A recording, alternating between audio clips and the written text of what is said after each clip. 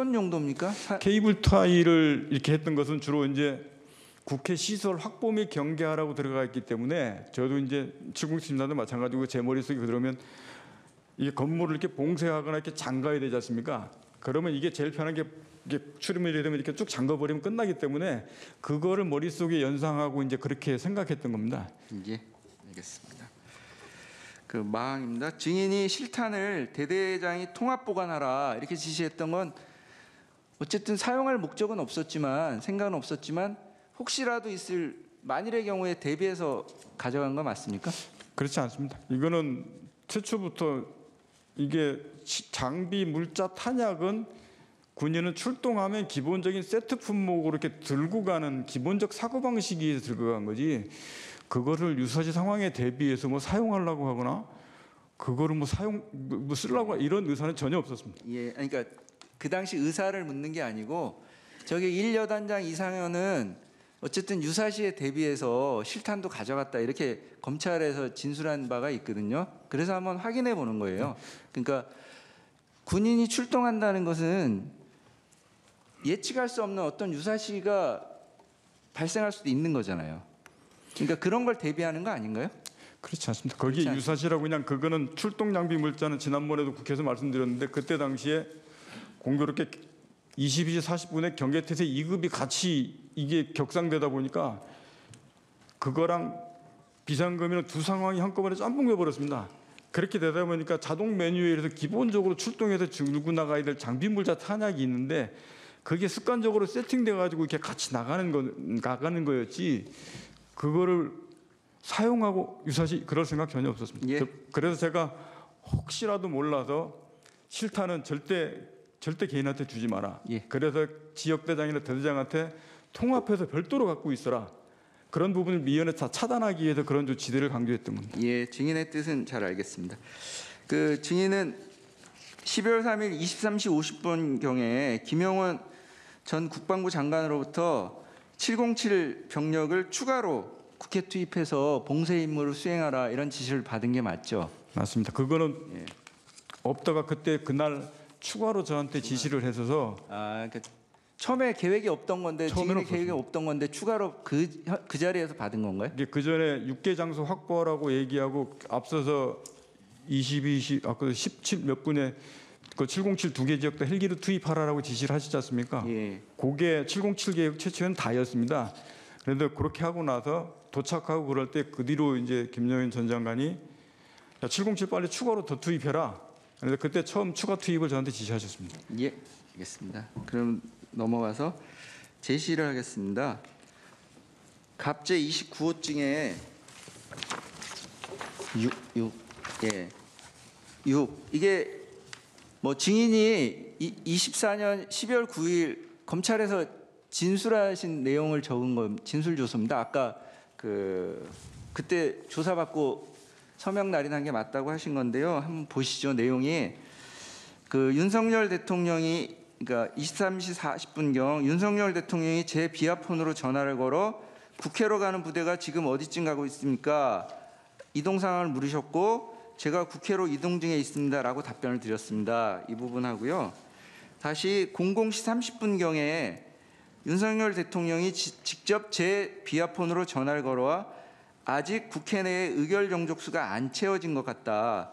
국회 안으로 빨리 들어가서 의사당 안에 있는 사람들을 빨리 데리고 나와라. 이런 지시를 하셨습니다. 이렇게 기재되어 있는데 이게 그 증인이 진술한 게 사실인가요? 네, 그렇습니다. 예.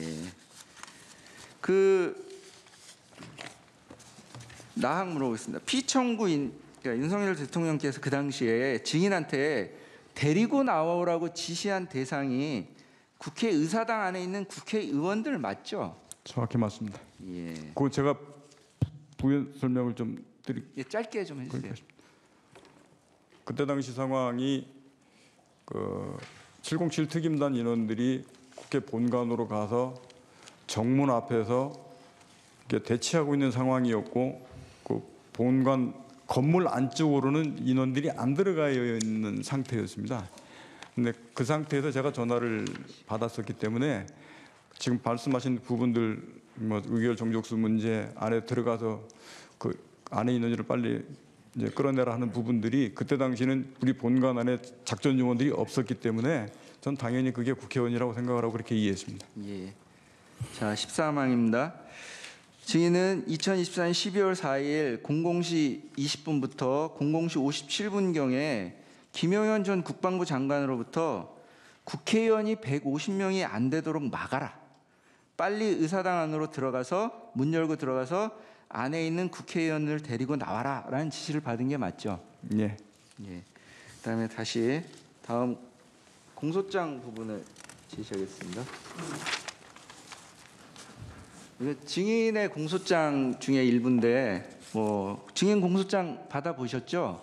예, 받았습니다. 예, 거기 67쪽에 보면은 이제 증인이 피고인 곽종근은 24년 12월 4일 날 00시 20분부터 00시 57분경 그 특수임무단장 김현태 그리고 1여단장 이상현에게 건물 유리창을 깨고서라도 국회 본관 안으로 진입하라. 국회의원 150명이 넘으면 안 된다. 본회의장 문을 부수고라도 안으로 들어가 국회의원들을 밖으로 끌어내라. 대통령님 지시다. 문짝을 도끼로 부수고라도 안으로 들어가서 다 끄집어내라. 전기라도 차단하라. 뭐 이런 지시를 했다고 공소장에 있는데 증인 이게 맞습니까? 이거는 좀 시간 되면 설명을 이게 지금 여러 상황이 혼재되어 있고 이상현 장군이 한 말이 있고 707 특임단장이 한 말이 있고 또 아닌 말도 있고 이게 다 여러 상황을 한꺼번에 적었는데 분명한 것은 제가 이거를 하라고 지시한 게 아니고 그 대통령님과 김용현 전 장관이 저한테 지시한 내용을 참모들과 현장에 있는 지휘관하고 논의하는 과정의 내용이 그대로 써 있습니다. 결론적으로는 제가 그것을 국회의사당 들어가서 의원들을 끌어내라는 것을 하지 말라고 지시를 해서 중지를 시켰습니다. 그러니까 이 내용이 어떻게 인지하게 돼 있었냐면 그때 당시 상황은 저는 이렇게 전투통제실에서 이렇게 앉아 있어서 앞에 화면을 보고 이렇게 지휘를 하고 있었고 707 특임단장은 현장에 나가서 현장 밖에 있었고 그 다음에 1공수 여단장은 지휘 차량을 타고 국회에 있는 밖에 있는 차량 안에 있었습니다. 그 당시에서 그렇게 되다 보니까 저는 707 특임단장한테는 비아폰으로밖에 지시할 수가 없었고 나머지는 저도 그 중간에는 몰랐는데 나중에 알았는데 이 마이크를 지금 이게 켜 있지 않습니까? 이게 시작할 때부터 이 마이크가 이제 명령하더라도 이게 켜 있었는데 이걸 안 끄고 그대로 끝날 때까지 그대로 뒀었던 것 같습니다. 예. 그렇게 하다 보니까 제가 얘기하는 것, 장관 지시하는 것, 뭐 대통령 지시받고 막 얘기하는 것 이런 내용들이 명령하달 때부터 끝날 때까지 예하 전체 인원들까지 이게 라이브로 생방송이 돼 버렸습니다. 예, 알겠습니다. 그렇게 되다 보니까 1여단장은 지휘통조실에서 들렸던 스피커 방송이 자기 차량 스피커로 그대로 연동이 돼서 거기서 막 아는 내용들이 다 생중계에서 넘어갔던 모양입니다. 그렇게 되다 보니까 이 말이 같이 일부는 전파가 돼서 들은 사람 예. 그래서 707 특임단장 같은 경우는 이 전체의 내용을 그때 당시는 몰랐고 제가 전화로 하는 사항들을 막 지시받고 하는 사항들을 이해해서 정도의 차이가 좀 있었습니다. 예, 알겠습니다. 그러면 증인, 그러니까 지금 상황 말씀을 해주셔서 잘 이해가 됐는데요. 그냥 간단하게 하면 어쨌든 이 공소장에 있는 이런 말들이 그날 그 시간에 있었던 거는 맞습니까? 있었던 건 맞습니다. 예. 그리고 증인은 그런 내용을 예를 들면 뭐 그 대통령이나 장관한테 들은 얘기를 이거 해도 되냐 어떻게 할까 뭐 이런 상의하는 과정에서 또는 그 마이크가 켜져 있는 상태에서 어쨌든 전달이 된 게 맞고요. 예. 예. 그리고 그러면 이제 여기 대통령님 지시다라는 표현도 있는데 이것도 분명합니까? 그거는 1여단장하고 707 특임단장한테 707 특임단장은 제가 전화로 할 수밖에 없었다고 말씀드렸지 않습니까? 예.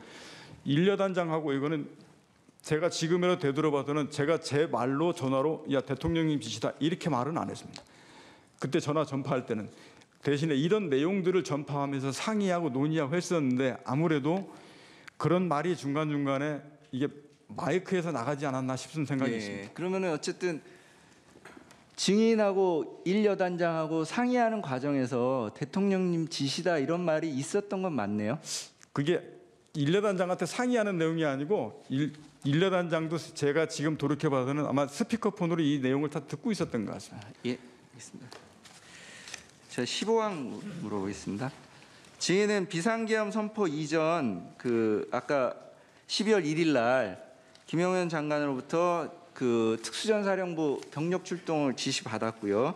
그다음에 그걸 내용을 정리한 적이 있잖아요. 예, 그 내용은 간단하게 물어보겠습니다. 그러니까 그래서 24년 12월 3일 22시 24분경 그러니까 피청구인의 대국민 담화 직전입니다. 24분경에 3여단장 김정근한테는 그 중앙선관위 과천에 있는 중앙선관위하고 수원 연수원 선거 연수원으로 그 보내라 이렇게 말한 게 맞습니까? 예, 그 다음에 또 그거보다 1분 빠르네요. 12월 3일 날 22시 23분경 구공수 여단장 안무성한테는 그 편의대 27개조를 준비시키고 출동 준비를 하라 이랬다가 22시 27분에 사당역에 있는 중앙선관위 본청으로 이게 못합니다. 죄송합니다. 본청으로 출동시키고 편의대가 먼저 출동해서 본대를 안내할 수 있도록 해라